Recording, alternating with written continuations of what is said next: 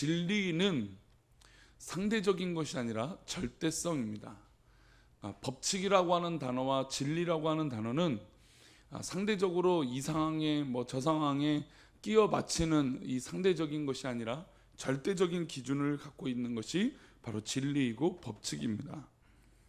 어떤 일이 있어도 변하지 않고 역사나 사회 현상에 따라 달라지지 않는 것이 바로 진리의 가장 큰 특성입니다.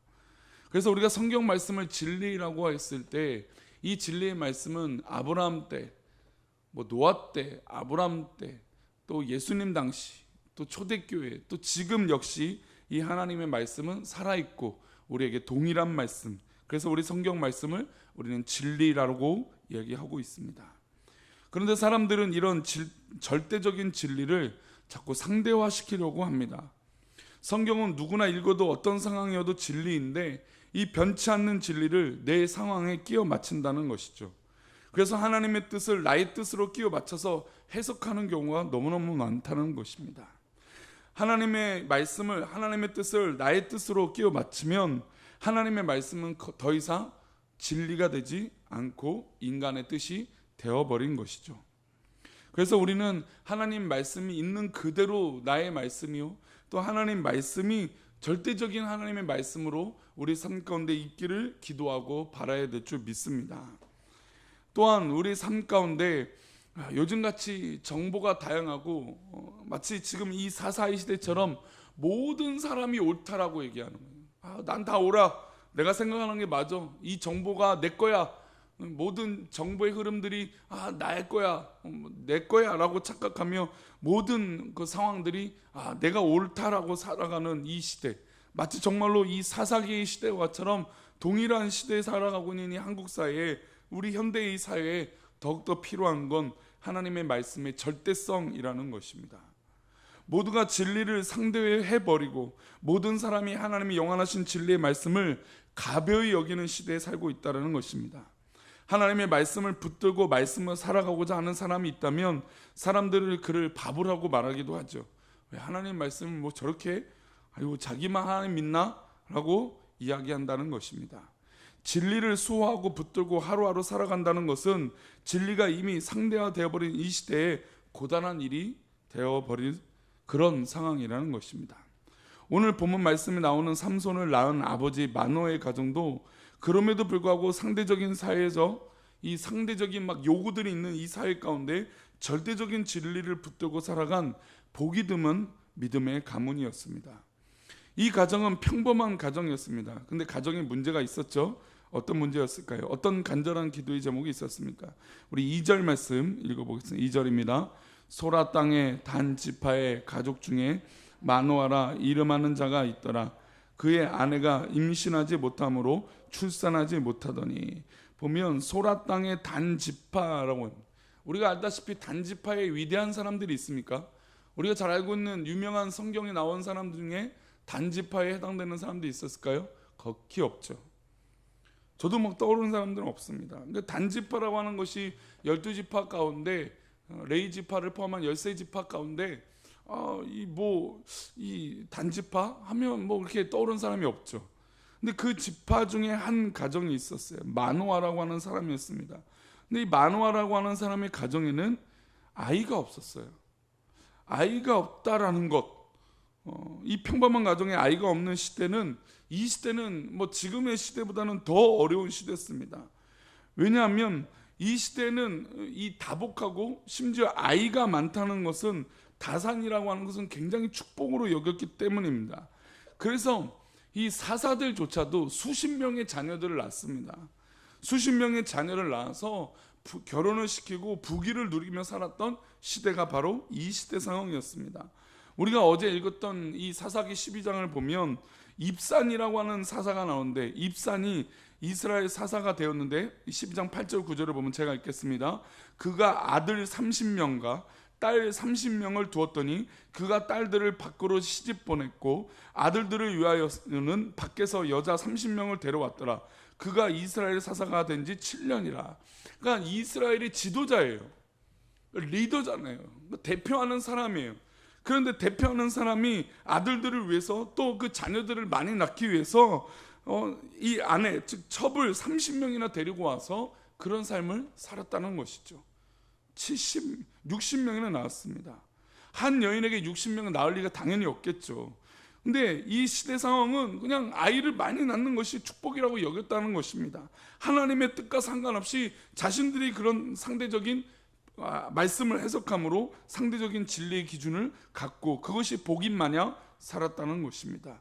그리고 심지어 그 자녀들을 많이 낳아서 이방 사람들과 결혼을 시켰다는 것입니다. 딸들을 위해서는 밖으로 시집을 보내고 이방 사람들과 결혼을 시키면서 그런 것들이 마치 상식이 되고 마치 진리가 되는 그런 시대 상황 가운데 살았다는 것입니다. 더불어서 12장에 보면 13절 14절에 보면 이 사사가 또 나오는데 제가 읽어보겠습니다. 그 뒤를 이어 비라돈 사람 힐렐의 아들 압돈이 이스라엘 사사가 되었더라. 압돈이라고 하는 사사가 이스라엘 사사가 되었어요. 그런데 이 사사에게도 어떤 일이 있었냐면 그에게 아들 30명과 손자 30명이 있어 어린 낙이 70마리를 탔더라. 압돈이 이스라엘 사사가 된 지 8년이라. 즉 입산이 7년 동안 사사를 하면서 60명의 자녀를 낳고 압돈에게는 아들 40명, 손자 30명, 총 70명의 어린 낙이 70마리를 탔다는 것입니다. 아들 40명이 어떻게 낳을 수 있을까요? 당연히 불가능한 일입니다. 그런데 이 시대 상황 가운데는 그렇게 다복하고 어떤 방법으로 상관없이 자녀를 많이 낳는 것은 복이라고 여겼다는 것입니다. 그리고 그것이 삶의 유익한 방법으로 여겼다는 것입니다. 그런데 그것이 성경적일까요? 정말 하나님의 뜻일까요? 그렇지 않습니다. 그런데 그런 상황이 보편적인 상황이었어요. 왜냐하면 민족의 지도자도 그렇게 살았기 때문에 당연히 민족 사람들은, 백성들은 어떻게 살았을까요? 당연히 그것이 문화이고 그게 방법이고 그것이 좋은 것이라고 모든 사람들도 그렇게 살았던 시대라는 것입니다. 우리가 잘 알다시피 사사기 하면 기드온입니다. 기드온 하면 그 정실 부인에게서 낳은 아들, 또 첩에게 낳은 아들이 몇 명이 됩니까? 70명입니다. 70명. 첩에게도 뭐 수도 없이 자녀들을 낳았습니다. 결국은 그 많은 자녀들 때문에 결국 그 아들로 인해서 반란도 일어나고 뭐 모든 자녀들이 죽게 되는 그런 어려움도 겪게 되었다는 것이죠. 어쨌든 그런 시대적 상황이 바로 자녀를 많이 낳는 게 복이라고 여겼다는 것입니다. 지금 이게 잘 생각해야 되는 게 제가 자녀를 낳지 말라고 하는 얘기가 아니죠. 그렇죠? 이 시대 상황 가운데 자녀를 많이 낳았다라는 의도가, 많이 낳은 건 당연히 복이고 좋은 것이죠. 그런데 수단과 방법을 가리지 않았다라는 것입니다. 이런 시대에 살았던 사람이 바로 마노아예요. 근데 마노아는 정상적인 삶을 살고 있습니까? 비정상적인 삶을 살고 있습니까? 지극히 정상적인 삶을 살고 있습니다. 왜냐하면 생명의 주관자이신 하나님께서 이 가정에는 아이를 주지 않으셨어요. 물론 이 가정에서도 수없이 많은 노력을 하나님 앞에 했고 또 기도했겠죠. 그런데 자녀를 못 낳은 것이 이들의 잘못입니까? 그런데 시대 상황 보면 이들은 손가락질을 받게 되죠. 우리 조선시대에도 그렇지 않습니까? 아이를 못 낳는다? 그러면 왠지 뭔가 죄를 지은 것처럼 그렇게 살아왔다는 것입니다. 저는 자녀에 대해서 이야기를 나중에 또 설교 때나 여러 번 하겠지만 오늘 본문이 마침 그런 거겠지만 저는 제가 만난 사역 가운데 저희 가정에 아이가 없어서 제가 섬겼던 성도들 가운데 아이가 없다라고 말하는 분도 있었어요. 심지어 목사님이 자녀가 없는데 무슨 자녀에 낳는 그런 얘기야, 그런 은혜를 받을 수 있겠습니까? 담임 목사님이 부목사님이 그런데 그런 얘기도 들었습니다. 저는 그때마다 단호했습니다. 하나님이 하십니다. 하나님께서 주관한 자이십니다. 저희 가정에는 이런 방법이시지만 각 가정에는 하나님 이끄신 역사를 믿습니다. 그리고 저는 기도합니다.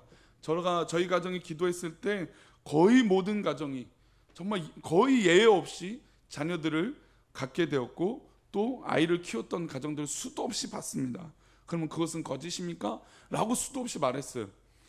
어쨌든 제가 그 얘기를 오늘 본문에 하려고 하는 게 아니라 이 상황은 그게 아니라 비정상적인 방법으로 자녀를 낳았단 말이죠. 그게 시대적 상황이었고 시대적 부흥이었고 바람이었어요. 근데 마노의 가정에는 자녀가 없어요. 근데 이게 비정상적이고 잘못된 게 아니라는 것이죠. 자꾸 이것을 뭐 잘했다 못했다라고 하는 기준으로 마노아의 이 가정을 판단하는 사람들이 수도 없이 많았다는 것입니다. 그래서 사람들이 말했겠죠. 왜 당신들은 다른 방법을 사용하지 않습니까? 아니 지금 마노아의 어떤 그런 첩이나 뭐 어떤 그런 정실 부인이 아니라 다른 부인을 뭐 첩을 데리고 오면 되지 않습니까? 라고 이야기하는 사람들도 수도 없이 많았습니다. 왜냐하면 그 시대의 문화가 그랬기 때문이죠. 그런데 마노아는 그런 방법을 사용할 수 없었습니다. 믿음으로 하루하루를 지내며 버텨왔습니까? 이게 정상입니까? 비정상입니까? 지극히 정상이죠. 지극히 절대적인 말씀 가운데, 은혜 가운데 살아가는 것입니다. 이 시대 상황 속으로 정상적으로 살아가는 것이 정말 진짜 정상인 거예요. 그런데 우리의 삶을 살다 보면 자꾸 비정상적인 기준이 우리의 기준인 것처럼 살아가는 경우들이 너무 많다는 것입니다.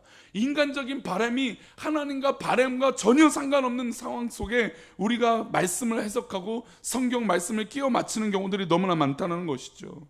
믿음을 붙들고 신앙생활을 하는 사람들을 별난 사람으로 보는 이들이 있습니다. 예배드리고 하나님 말씀 붙들고 그 말씀대로 실천하며 사는 것이 지극히 정상인데 별난 시대가 되어버린 이 시대 상황이라는 것이죠. 예수님을 잘 믿으면 미쳤다라고 바보라고 얘기하는 상황이 바로 지금 시대라는 것입니다. 그럼 우리는 어떻게 살아야 될까요? 아무리 세상이 악해졌다 하더라도 세상의 말씀대로 사는 삶을 정상으로 받아들이지 않는 이 시대 상황 가운데도 하나님 말씀은 진리인 줄 믿습니다. 그런 가정에게 하나님께서 은혜와 특별한 은총을 주셨습니다. 하나님의 은혜의 방법은 진리의 말씀 가운데 각 믿음의 가정과 상황과 환경에 맞게 응답하시는 것입니다. 우리 모두가 부자 되는 것이 아니고 우리 모두가 생각하는 대로 되는 것이 은혜가 아니라 그 기준을 하나님 앞에 두는 것이죠. 그래서 마노아의 가정은 그랬습니다. 그런데 결국 그렇게 묵묵하게 지켜왔던 이 가정에 어떤 은혜가 있었습니까? 삼손이라고 하는 이 걸출한 민족의 사사가 태어나게 됩니다. 그래서 이 마노아의 가정에서 이 삼손이 태어났을 때 무슨 사람으로 구별하냐면 나시린으로 구별해요. 하나님 앞에 드린다는 것이죠. 결국 이 삼손이 성장하고 이스라엘 사사가 되어서 결국 그가 하나님 앞에 넘어지게 됐던 건 이 나시린으로 사는 것을 잃어버렸기 때문이에요. 그러니까 이 하나님의 역사라고 하는 것이 이때 이 마노아의 이 고백 가운데, 이 구별된 삶 가운데 이어졌고 그 이어진 이 삶의 고백이 삼손까지 이어졌다는 것입니다. 잘 되고 안 되고는 우리의 기준이 아니라는 것입니다. 잘 되고 안 되고의 기준은 하나님의 기준인 줄 믿습니다. 하나님의 뜻에 온전히 무엇인지 구별하고 사는 것이 정말 우리의 최고의 선택이라는 것입니다. 그래서 지난 주일에 우리가 최고의 선택과 최고의 방법은 기도하는 것밖에 없다는 것이죠. 왜냐하면 사람들의 기준을 보고 우리가 뭐 이렇게 생각하고 저렇게 생각하면 해보면 마치 그게 옳은 것처럼 보여요. 그게 옳으면 진리가 되어버린다는 것이죠. 그러면 그것을 자꾸 쫓아가서 살아가게 돼요.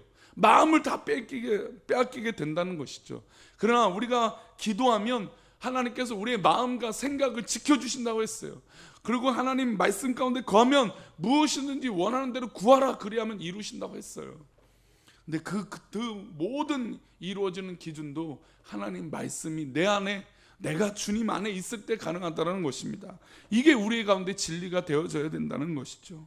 오늘도 우리 아침에 기도할 때 하나님의 기준의 놀라운 역사가 우리 성도님들의 기준이 절대적으로 되기를 축복합니다.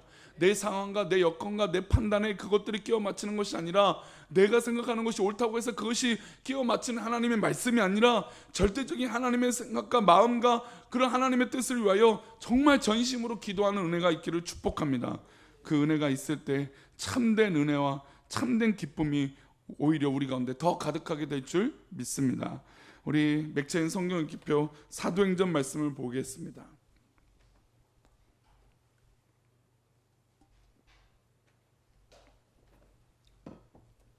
사도행전 17장의 말씀입니다.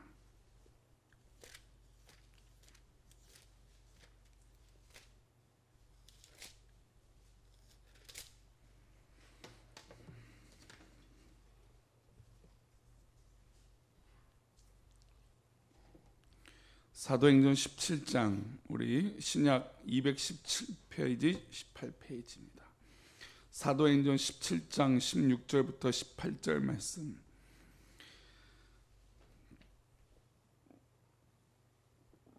사도행전 17장 16절부터 18절인데요. 우리 세 절의 말씀 읽어보겠습니다.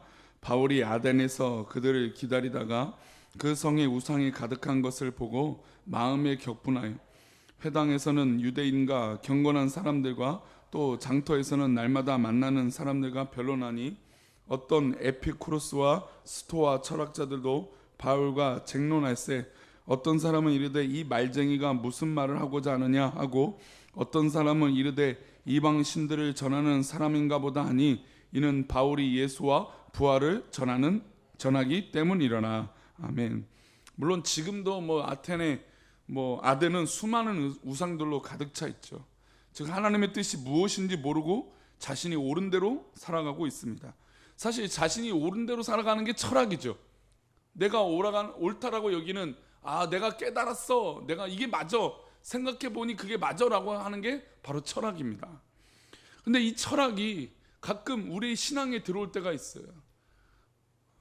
물론 우리 성도님들이 평생에 살아왔던 이 연륜을 제가 무시하자고 하는 게 아니라 가끔 경험이 하나님의 말씀을 넘어설 때가 있어요. 그리고 내가 생각할 때 옳다고 여기는 그런 학문과 지식이 하나님의 말씀과 기준을 넘어설 때가 있다라는 것이죠. 지금 바울은 심각한 이 대립에 앞서 있습니다. 왜냐하면 우리가 잘 알죠. 에피쿠로스와 스토아 학자, 이 철학, 이 고대 철학의 아주 양대 산맥이라고 하는, 그렇죠? 이런 이 철학자들과 쟁론하고 논쟁이 벌어졌어요. 그러니까 이들이 설득이 되기가 쉬울까요? 굉장히 어려워요. 자기 기준에 사로잡힌 사람들과 대화하기 시작하면 굉장히 어려워요. 아무리 좋고 옳은 걸 얘기하고 또 때로는 이게 더 맞다라고 어떤 것을 이야기해도 이해하지 않아요. 자신이 알고 있는 이거 하나에 딱 사로잡혀 있기 때문에 그냥 대화 자체가 안 되는 경우도 너무 많아요. 심지어 요즘 뭔가 이게 조사만 해도 아는데도 딱 우기면 방법이 없어요. 그렇죠? 근데 마치 지금 이 바울 사도는 복음을 전파하는데 이런 어려움에 처해 있어요. 그러다가 그들이 믿고 있는 이 철학이 너무 가득해서 우상들이 너무너무 가득한 거예요. 이 아덴 지역에, 아테네 지역에. 그래서 그들에게 복음을 전파합니다. 그런데 이가 전하는 이 진리의 내용은 어떤 걸까요? 관계적인 것일까요? 아니면 여러 가지 우리가 전도하는 방법들도 다양하잖아요. 근데 이 바울 사도가 복음을 전파하는 건 다른 게 아닙니다. 이는 바울이 예수와 뭘 전했습니까? 부활을 전했다는 것이죠. 물론 다른 말도 했겠죠. 근데 지금 바울 사도가 이 우상 많은 이 사람들, 그리고 자기가 옳다라고 여기는 이 철학이 가득한 이 사람들 앞에서 그가 중심을 잡고 전했던 건 예수님과 예수님의 부활만 전했다라는 것입니다. 이게 굉장히 중요한 진리라는 것이죠. 복음을 전할 때 우리가 여러 가지를 포장하고 여러 가지를 이야기할 수 있어요. 아니 그거를 하지 말라는 게 아닙니다. 그런 방법들도 굉장히 중요하죠. 우리가 전도할 수 있는 방법들 관계 전도든 간식 전도든 다양한 전도들이 우리가 다 할 수 있어요. 그런데 그 전도의 핵심의 복음의 메시지는 바로 예수 그리스도인 줄 믿습니다. 예수 그리스도가 당신을 사랑하십니다. 그리고 예수 그리스도가 죽은 지 3일 만에 부활하셨습니다. 그것을 우리를 위해서. 이 복음의 진리, 이 진리를 바울 사도도 전했다라는 것입니다. 바울 사도가 다른 방법으로 이들을 설득하고 이 철학쟁이들, 그렇잖아요. 자기 생각이 옳은 이 사람들에게 전한 건 다른 방법이 아니라는 것이죠. 오직 하나님 예수 그리스도의 그 진리, 예수 그리스도의 그 부활을 전했다라는 것입니다. 그렇다면 오늘도 우리가 이 아침에 기도할 때 다른 것을 기도하고 다른 것을 기대하는 것이 아니라 하나님의 진리, 하나님의 기준이 우리 사랑하는 성도님 가운데 가득하기를 축복합니다. 하나님의 기준이 있으면 우리는 흔들리지 않는 것이에요. 하나님의 기준이 있으면 위로받게 되는 줄 믿습니다. 하나님의 기준이 있으면 행복한 믿음의 삶을 영위하며 살아가게 될 줄 믿습니다. 이게 바로 하나님과 함께하는 사람들의 기준이라는 것이죠.